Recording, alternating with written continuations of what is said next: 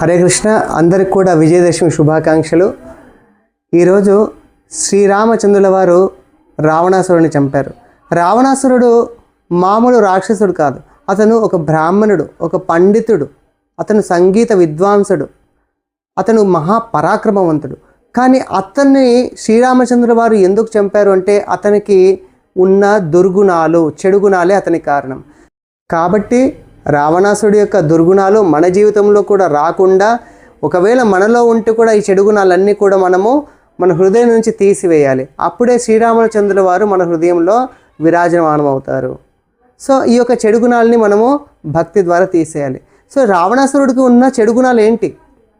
మొట్టమొదటి అతనికి ఉన్న చెడు గుణము కామము. రావణాసురుడి యొక్క కోరికలు చాలా అనంతంగా ఉండేటి. దాంట్లో ముఖ్యంగా పరస్త్రీల పట్ల ఎక్కువ కోరికలు ఉండేటి.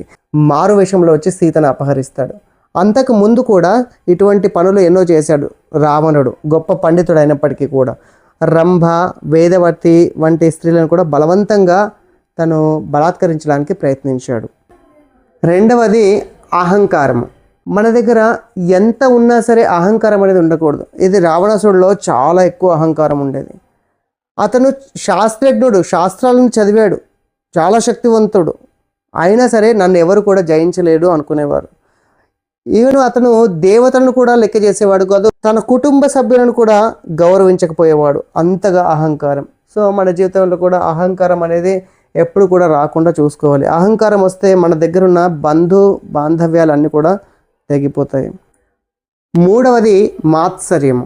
ఈ మాత్సర్యం అంటే ఈర్ష్య, అసూయ వేరే వాళ్ళ పట్ల ఉంటుంది. మనకంటే వేరే వాళ్ళు ఎందుకు ఎక్కువగా ఉన్నారు, వాళ్ళు ఎట్లా సంపాదించుకున్నారు, వాళ్ళు ఎట్లా ముందుకెళ్తున్నారు అని మనకున్న చాలా కష్టాల్లో దీని శాతం కూడా ఎక్కువగా ఉంటుంది. వేరే వాళ్ళ పట్ల అసూయ. రాముడు గొప్పతనము, రాముడి యొక్క శౌర్యం, పరాక్రమం గురించి, నీతి పట్ల ఎంత చెప్తే అంత అసూయ అతనిలో పెరిగేది. కానీ అతను ఎప్పుడు కూడా వేరే వాళ్ళ యొక్క సద్గుణాలను, మంచి లక్షణాలను ఒప్పుకునేవాడు కాదు. నాలుగవది అధర్మము. రావణాసురుడు పండితుడు అయినప్పటికీ కూడా, ఎంతో ఘోరమైన తపస్సులు చేసి వరాలు పొందినప్పటికీ కూడా వాటన్నింటిని కూడా దుర్వినియోగం చేశాడు. ఐదవది క్రోధము. రావణాసురుడు ప్రతి చిన్న చిన్న విషయాలకు కూడా కోపగించుకునేవాడు.